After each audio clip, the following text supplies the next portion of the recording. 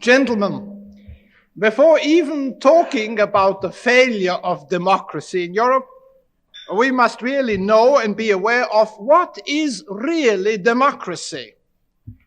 Democracy is, don't forget that, a political term. It's not a social term. And it answers the question, who should rule? And the answer it gives is the majority of politically equal citizens, either in person or through their representatives. Whereas liberalism, rightly understood, that is, liberalism is understood in the whole wide big world, with the exception of the United States, answers the question not who should rule, but how should rule be exercised.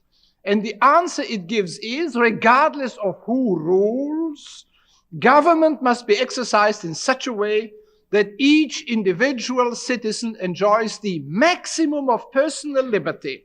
In other words, equality and majority rule characterizes democracy. Freedom characterizes liberalism. Now, of course, there is such a thing as a liberal democracy, but obviously, liberalism could be combined with other forms of government. And a democracy can be illiberal. You can have a democracy where the 51% really and truly, brutally suppress and tyrannize the 49% or the 99%, 1%. A man like Louis XIV, for instance, from our modern point of view, the man who allegedly had said, "I am the state," was of course a very great liberal by modern standards. He couldn't draft anybody in his kingdom. If he wanted to wage a war, he had to rely on volunteers, and they had to be very well paid. He could not have, let us say, an annual general confession about the economic life of a person. If anybody wanted to make a general confession, you went, of course, to a priest, not to the collector of internal revenue. A man like Louis XIV, for instance, could never decree that his beloved subjects could not drink Chartreuse or Benedictine or Sauterne or Châteauneuf-du-Pape or Veuve Clicquot. If he had done anything like that, in other words, started a prohibition, his beloved subjects would have quartered him alive within 48 hours. But all this can be done today, you see, with the democratic principles, because the idea is the people who are elected, they identify themselves with the citizenry, and they say, you, that's us, and us, that's you, and you voted us in this position, and we do not stand on thin ice as the monarchs of old. Now, if you look at the back now, the development of democracy in Europe, bear in mind that democracy is a very primitive form of government. I've made studies of the Bambutis in Rwanda, Urundi, pygmies, who have a completely democratic society. And then, of course, on a sophisticated level, you see in Europe the rise of democracy in Greece, originally called isonomia, equality of law, and the first great victim and the discrediting of that Greek democracy happens through the assassination of Socrates. Socrates was forced to commit suicide. He was condemned to death, as you know. Why? Because he corrupted the youth. What did it mean? He ridiculed democracy. He quoted Homer, ukagaton, polykoirane, and so forth. If you don't believe me, read it up in the Encyclopedia Britannica. That was the real reason. You don't get it in the average school textbook. Now you see, looking from the Acropolis and looking down to the Areopag, you see very clearly the place democracy had the first time morally founded. And therefore, do not be surprised that not so much later you find Socrates, who has nothing to do with the famous Socrates, who implored the fate to send to Greece again a monarch, to start a monarchical age. Now, for many centuries, democracy, except in very primitive areas, in the Alps, in the Tyrol, where I come from, after all, in neighboring Switzerland, in certain city-states, in certain peasant communities, democracy is absent, and just like a U-boat, like a submarine surfacing, democracy comes back again to our countries with the French Revolution, in a forest of guillotines. And you see at that time, of course, enticed by pictures by the magic picture of the United Kingdom, whose great propagator was Voltaire.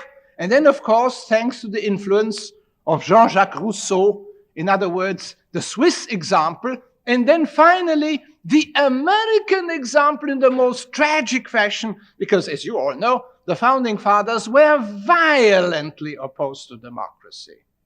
And nevertheless, the idea is, and you have unfortunately a man like Lafayette, so many people thoroughly and basically misunderstanding, not the American Revolution, there was no revolution, the American War of Independence and these ideals, and transplanting them finally to France. Because the American Republic was an aristocratic republic, inspired the aristocracy of all of Europe. They were coming en masse to the United States. You just have to go to Washington, D.C., and see there in front of the White House on Jackson Square, in the center, the monument of Old Hickory, and in the four corners, the monuments of these four European noblemen who have come to this country to fight for liberty, but not for democracy. Tadeusz Kościuszko, Baron von Steuben, the Comte de Rochambeau, the Marquis de Lafayette. Now you see, democracy comes into the European scene as a sort of very curious ideal. The idea is that original sin can be unmade, the coercive power of the state is going to vanish, we no longer are being ruled, we rule ourselves. But as of course you know very well indeed, on April the 15th, if you make out the income tax declaration, you are not really ruling to self. This is majority rule in the representatives, and we cannot escape, you see, the curses of original sin, just as the idea taking off your clothes and then you become innocent as in paradise. Nudism in their form is really an analogy to democracy. And then you get finally the American intervention, because unfortunately the United States gets through amendments more and more democratized, and you have the great tragedies of 1918, 1919, in other words, a war won for democracy, ending in a defeat of liberty. And again in 1945, a war won for democracy and another defeat of liberty. The result of number one is the rise of Lenin, of Hitler, of Mussolini. The result, of course, of number two, finally, is the overpowering strength of the Soviet Union and the emergence of Chinese communism. In other words, the enormous American deception. And Lasky was very right in pointing out, and here we come now to the reason of the difficulties of democracy in Europe, that unless two premises are being met, and that is the two-party system on one side, and on the other side, a common framework of reference, a public philosophy, where people are mere ins and outs. Unless you meet these two conditions, you cannot have a stable democratic government. And Europe, of course, is ideologically utterly divided at the present moment, or until recently, to be more precise, it was not so evident. This new tremendous European prosperity had hidden the fact that these ideological forces are still alive. They are now breaking out again. People got used to that prosperity. People are again starting to think. The ideological uniformity of Europe is breaking up, and maybe so is yours. This is a momentous development now in our entire Western history. Because don't forget, democracy is only a frame. It's only a frame. It is not a picture. If now, for instance, let us say, for instance, 51% of any country votes a Nazi ticket or votes a communist ticket, then that country is becoming communist or Nazi democratically. I'm using here the adverb of the form. Situations which were strange to you in the past, and I hope they'll be spared to you in the future. Visiting a hard-hitting Catholic newspaper early in March 1948 in Rome. The name of the paper was Brancaleone. In Rome, on April the 18th, 1948, there was an election touch and go, because there was a real danger that a combined communist left socialist ticket might gain a majority. And walking into these editorial offices, I'm asking the young man and said, now do tell me, young man, none of them was above the age of 23 or 24. I said, now do tell me, for whom are you going to vote next month? And they say, we, next month, of course, De Gasperi, for the Democrazia Cristiana. I said, Democrazia Cristiana? Are you really Democrats? And the usual confusion between the democratic and the liberal principle. They say, yes, yes, we are Democrats. And then I said, listen, boys, if you're Democrats, then you have to respect the verdict of the majority. So if the communists get 51%, will you say, as good Democrats, yes, amen, the nation hath spoken, and we bow to its verdict? And they said, well, of course not. And we take our rosaries and our submachine guns, go up to the rooftops and shoot it out. But you see here a dilemma unknown to you, because never forget here the one thing, the fact which Plato has told us, book 9 of his Republic, ukek alles politeias tyrannis katistatai eg demokratias, not from another form of government does tyranny arise, but out of democracy, because democracy gives the real frame to the demagogos, to the demagogue, to the people's leader, who humbly says, oh no, I am not a ruler, I'm only leading you along, I'm personifying you, I am not a father. Away with the father image. I'm a man, a fellow like you and me, I'm a square, I'm a brother, big brother. You see, this is precisely the evolution, and it's for that reason that Metternich said during the French Revolution, when Liberté, Fraternité, Égalité, you know, said Metternich, if I see how the name brother is being used now in France, I'm very much inclined to call my own brother cousin. But here we come now to an important point, and this is the father point, the father image, which after all is deeply engraved in Europe and will remain engraved as long as there are families in Europe. As long as the fathers are kings in the families. And if really you actually go now and look at the newspaper kiosk and look at these cheap weekly papers which we have in Europe, which you do not have in America, it's nothing like Look, and it's nothing like Time, it's nothing like Life. These cheap, very cheap papers written for the broad masses, what does really interest them? And the answer is nothing but the loves and the divorces, or the pending divorces, or the menacing divorces, and the marital misunderstandings, and the pregnancies, and the births, and the funerals of the members of the defunct European monarchies. It's Faradiba, and it's Elizabeth, and it's Prince Philip, and on the whole line down to the Near East, because of course we already have a scarcity of that material. The father-mother image, the concept of the whole nation as a family is exceedingly strong. And do you know, some of you have read probably the San Francisco Chronicle on the 26th of this month. And there you find a report at the Bild Post in Germany and that Quick, two magazines conducted the Gallup poll discussing who should follow President Lübke, who made himself so ridiculous in Germany and who's now stepping down. And 40% of the readers, by far the largest block, Prince Louis Ferdinand of Prussia, the grandson of William II. There you are now. We are now 50 years away from 1918.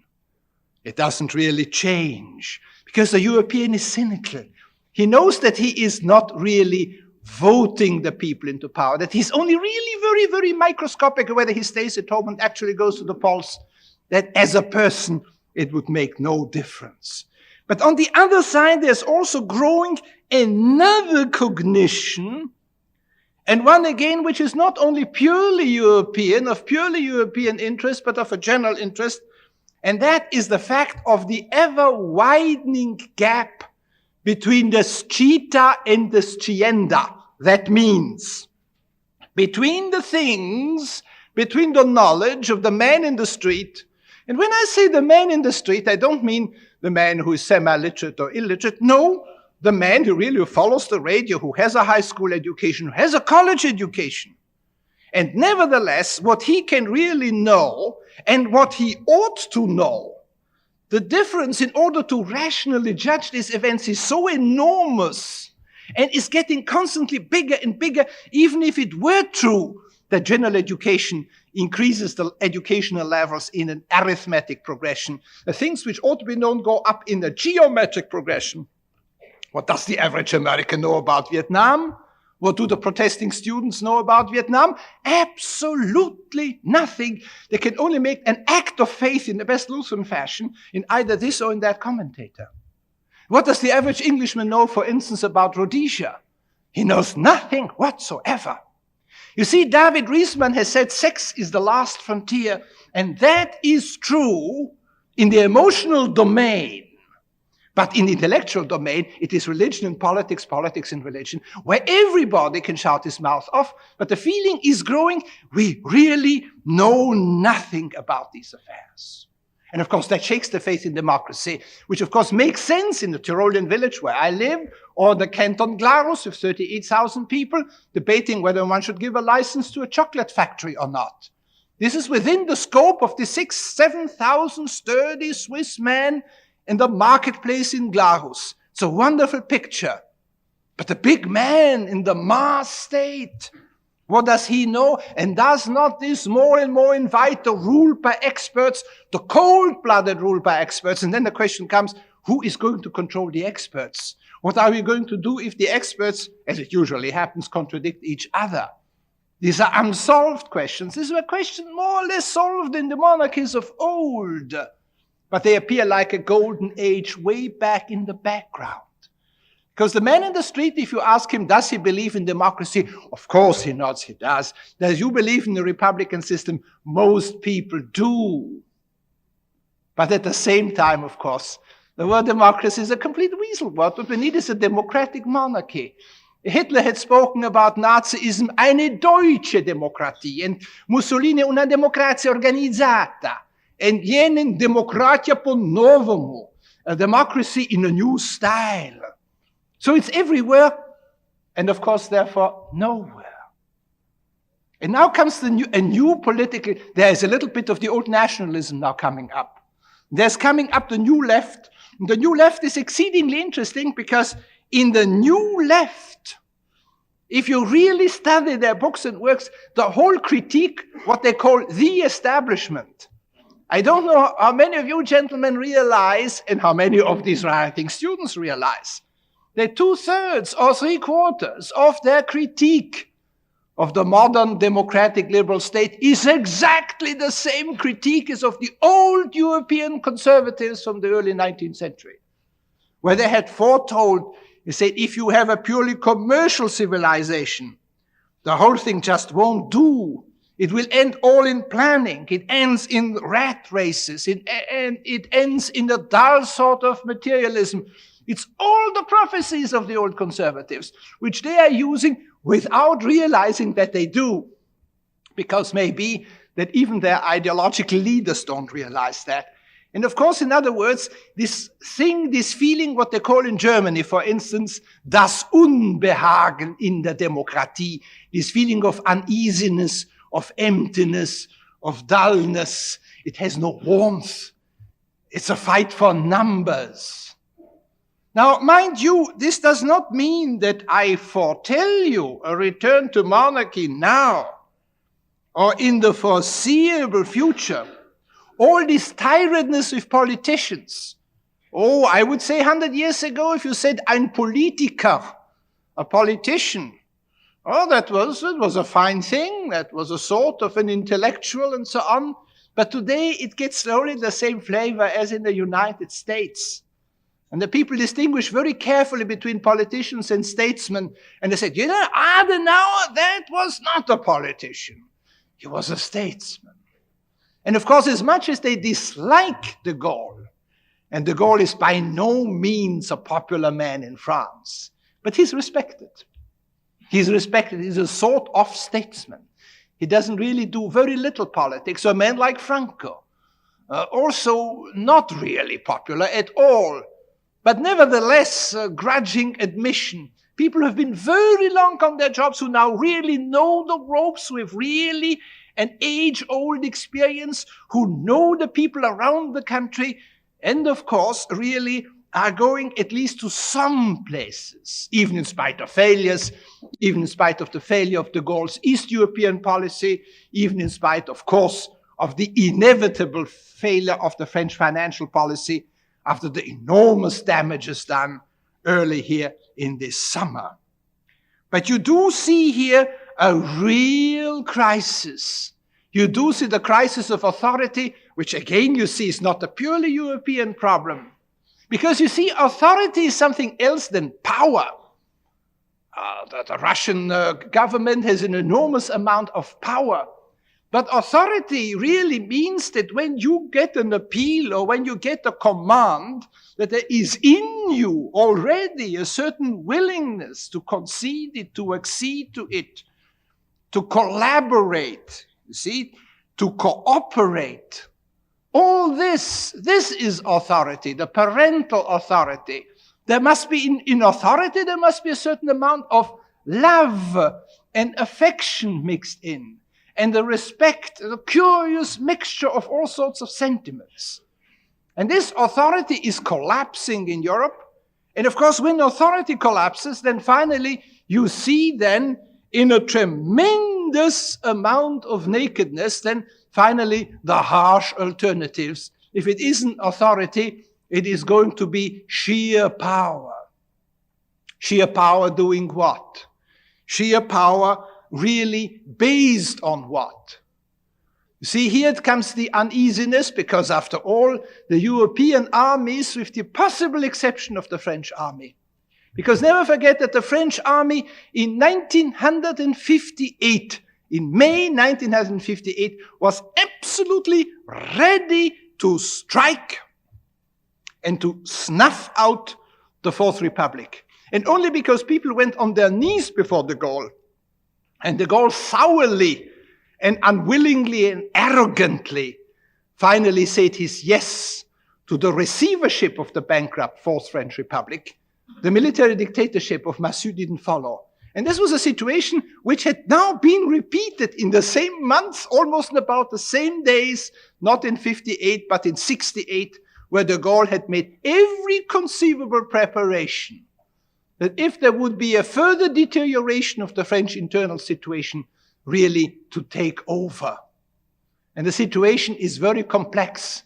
You see, the communists, for instance, who are old line men in the whole game of the political forms and the political experience, they are terrified by the New West.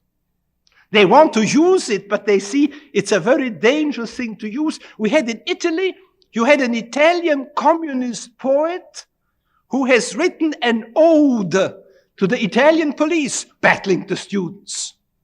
And you see, roughly this ode begins, I'm trying now to give it to you freely as I remember it. I never took down the name, unfortunately, of that poet. He says, I'm greeting you, humble sons of workers in dingy factories. I'm greeting you, the policemen, humble sons of workers, of peasants in sun-drenched fields, spat upon and vilified by the long-haired, fat sons of the bourgeoisie. In other words, you see, the new left, the youth movement, which rebels for reasons I can very well see, because after all, I'm an old-line conservative, and I look at it to see from the other angle. But they do not think dialectically. They do not think what counter-forces they bring finally on the plan. And there you see sometimes between this country here, I should say in all candor, and in Germany in 1932, I see certain analogies. And then, of course, Brüning, who was the counterplay of Hitler, whom I've met in this country here because I spent these years in your country, has told me how he tried to restore the monarchy to forestall the rise of a man like Hitler. And of course, Hindenburg said, no, I've given the oath to the Constitution, I'm a monarchist, I despise the Republic, but I can't do it. I'm bound.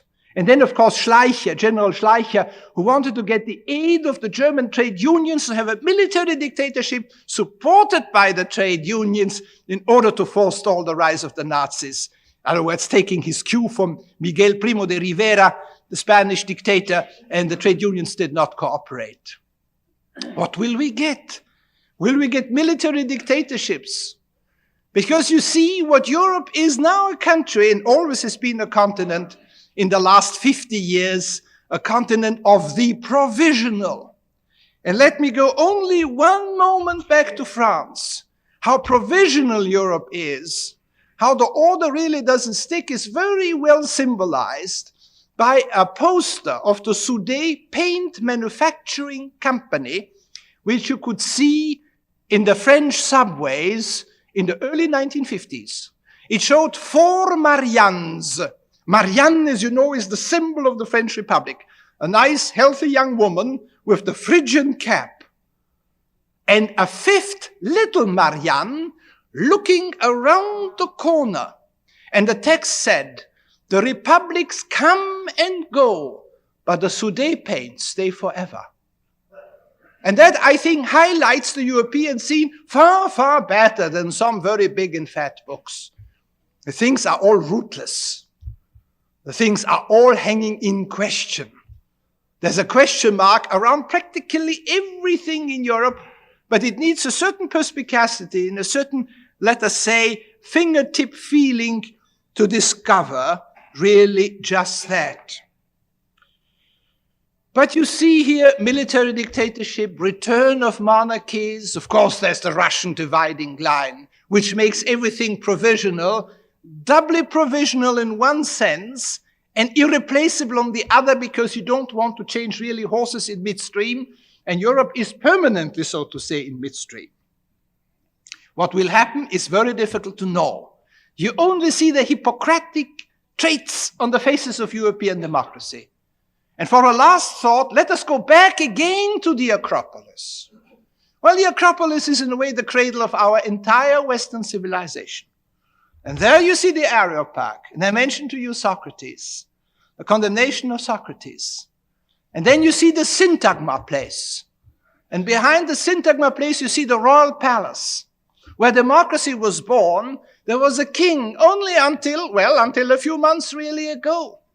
And then there you have a military dictatorship. And you see what Polybius called the anakyklos, is the going around in great circles. They do not have to repeat themselves with photographic accuracy, but they do. And therefore, in the case of Europe, as in the case of the rest of the world, one must be deeply and profoundly conscious of these ever-going changes and ever-going challenges, and never think that if you have achieved a certain form of government, that then history really comes to an end and the pendulum ceases to swing. It goes on and on swinging. Thank you so much.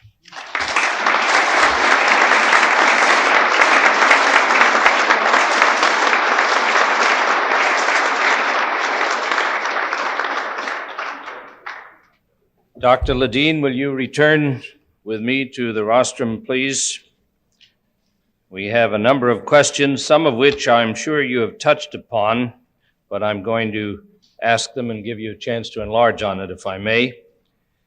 First question, why should we expect the democracy of our founding fathers to fit the modern world atomic age? Well, there ain't no such animal. There was no democracy of the founding fathers.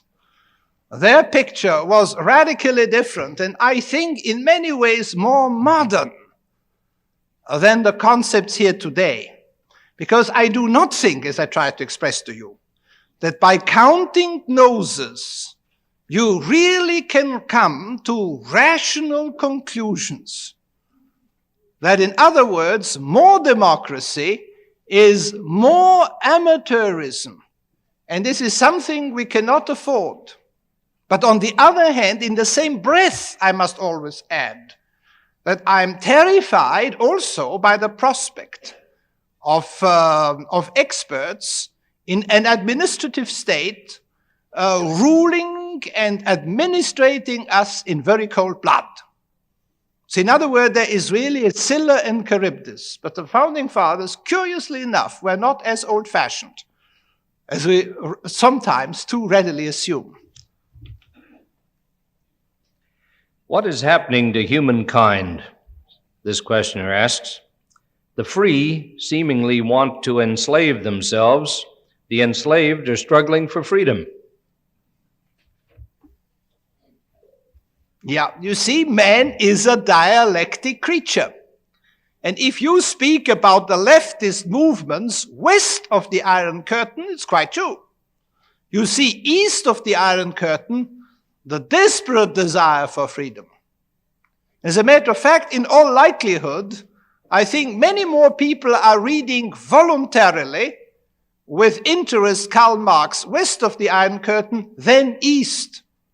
In my whole summer in 1963, which I spent in the Soviet Union, I encountered, and I've spoken with innumerable people, I have only encountered 3 truly convinced male communists. And I'm quite sure that if I would visit now, let us say the campus of the University of Frankfurt, I don't want to go too near to your home, then of course, and don't forget, and these students of the University of Frankfurt who demonstrated were physically attacked by workers' wives who hit them with their umbrellas and said, you swine, you go home and study, because you studied our expense anyhow. You see here the dialectical nature of man. And the need to think here really dialectically, also not in a Marxian Hegelian sense. I think you touched upon this question too, Doctor, but it reads, has any country in the world ever really been a democracy? A direct democracy you really had in a number of Swiss cantons. Of course, they have no female suffrage.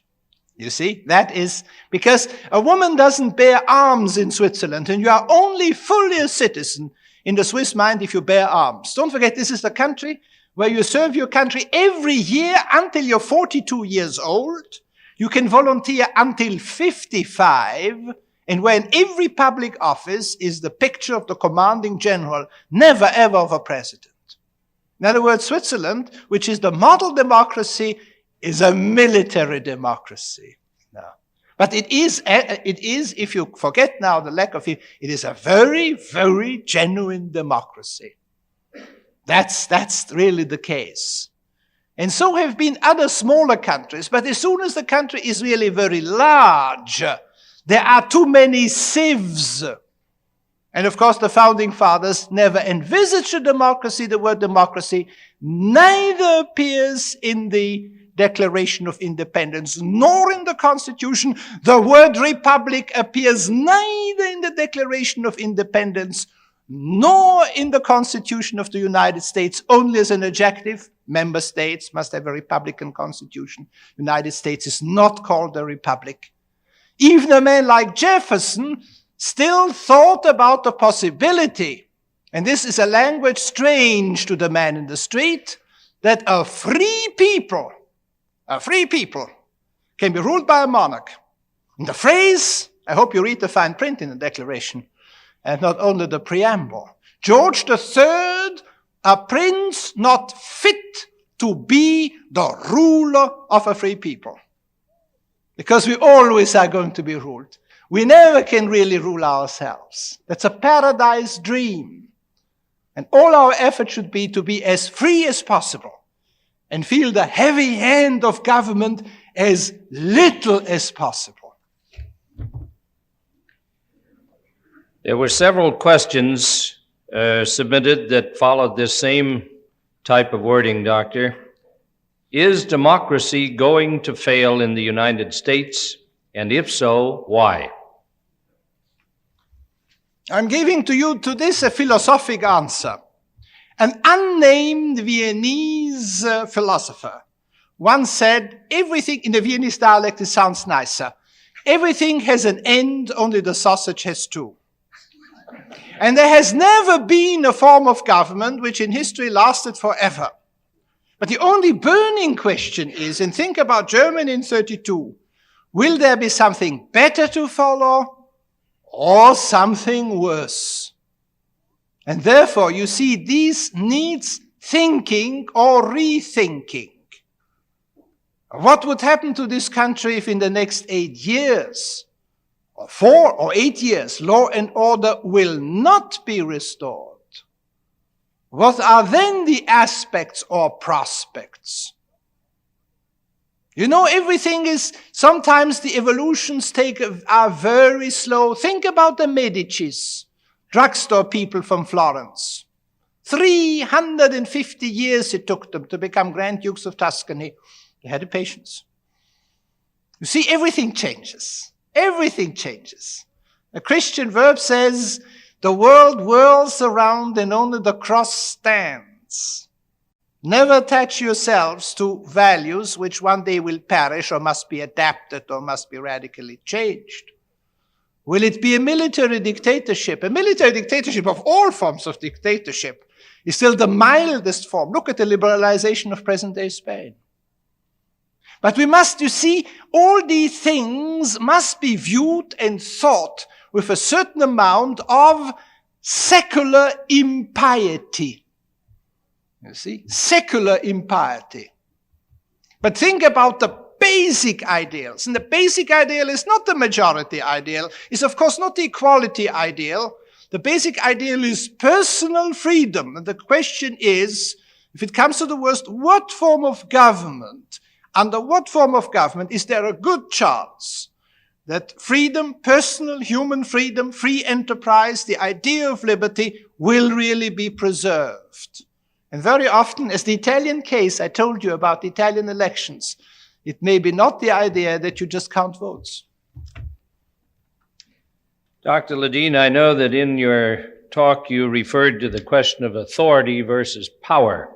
I also know from what you told me that you have lectured at San Francisco State. Do you think that the problem that we're facing there today and the militancy shown by those students involves the question of authority versus power? Yeah, I don't know exactly how you refer to, but in a chaos, if chaos is anywhere, and if authority fails, power inevitably will come into play. This may be either the power of the many, the power of the mobs, because also that is power, don't forget that, or the power of those whose legal and constitutional task it is to restore law and order. Then, of course, the appeal to authority, if authority has been destroyed, and authority has been destroyed in many parts of the world, power is the only answer. But of course, for heaven's sakes, I would say power which is intelligently and generously, very important word, and generously used. This questioner asks, some representatives to the European Economic Community express that there is a need for political integration as well as economic integration. Will you please comment, both pro and con? I would say certainly that we have to integrate economically, that we also have to integrate politically. But of course, we should be careful in the latter, because the genius of Europe, every continent or every country has its own genius, is diversity. In other words, that this integration of Europe, I think the de Gaulle's formula doesn't necessarily mean de Gaulle's ideas. Une Europe des patries, that means a Europe of fatherlands, but coordinated. That should be very, very definitely our ideal.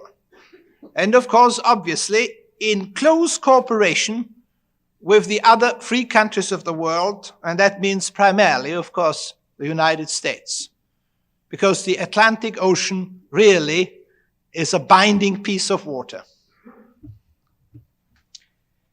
Is the university student unrest in Florence and Paris communistic inspired, in your opinion? I don't think so in its origins. Of course, wherever there is disorder and anarchy, the communists will try to utilize this to their own ends. But it is equally true that the French Communist Party was really desperate, and from that ode to the policeman by a communist writer, you can see very well indeed how the Communist Party is unhappy about it. Because actually, you know, the student riots and the student ferment is one of an anarchical character, not of a communistic character. And the anarchists, you must leave it to the anarchists, were that group in the old Soviet Union who fought on against communism long after all the other parties had given up. Because there's the curious thing. You see, the anarchist stands for total liberty, and the communists for total control. And finally, in 1924, immediately after the death of Lenin, all anarchists in all Russian prisons were all rubbed out. So you see, the anarchists are a very uneasy partner for communism. Do the political coalitions in Western Europe tend to provide more democratic rule than America's two-party system? I don't think so, and primarily for the reason, because if you have three parties, for instance, and the third party is very small and sits in the center, I'm thinking here especially of the old German center party, then you can get a minority tyranny, because that party is going to align itself in one vote-taking with the right and the other vote-taking with the left, and can play out one party against another. That's the reason, Lasky said, the two-party system gives you the optimum. But the two-party system is not something you can decree. The two-party system is something which comes naturally. And it came in America in the past very naturally because you had an enormous political uniformity in this country. So that, let us say, a liberal Republican and a liberal Democrat had more in common than a conservative Democrat and a conservative Republican. In other words, it cut across state lines. If you took, for instance, a subway in New York and you took out, let us say, 6 p.m., all the 10,000 human sardines, every one of them, if asked, would believe in the Republic as the best and most modern form of government. And 999 out of 1,000, except the one who read the Founding Fathers, would have believed that democracy is the most ideal procedure. You do the same thing today in Spain. You stop the Madrid or the Barcelona subways. They are broad gauge. They have many more human sardines than the New York subway. And of course, the one would be a liberal Democrat. The next one is a Trotskyite communist. The third one an anarchist. The fourth one a liberal monarchist. The fifth one a traditionalist monarchist. The 6th, 7th, 8th, 9th, 10th. I can give you all the 28 different groups. And when I once talked to a Spanish lawyer and said, my dear friend, you had 28 different parties at the last free election, the man pounded the table and said, this is a dirty lie, because we have 28 million different parties. As many parties as there are Spaniards. But this is not conducive, and do not forget that brilliant passage in George Washington's farewell address, which was ghostwritten by Alexander Hamilton, when he said the party spirit, the factional spirit, they can afford it in the monarchies of Europe, but we can't afford it here. But you are in a situation now where such possibilities, the first time in your history, are really very concretely on the horizon. Dr. Erik von Kuehnelt-Leddihn, I want to thank you for being our speaker today, and I'm sure the members present at this meeting share my feeling. On behalf of the Commonwealth Club of California and those other members who will have the opportunity to hear you on radio, I thank you. I might tell you, gentlemen, that this Mr. Leddihn, we invited him 1 year ago to appear today. I think maybe we better sign him up again right now for a year from today.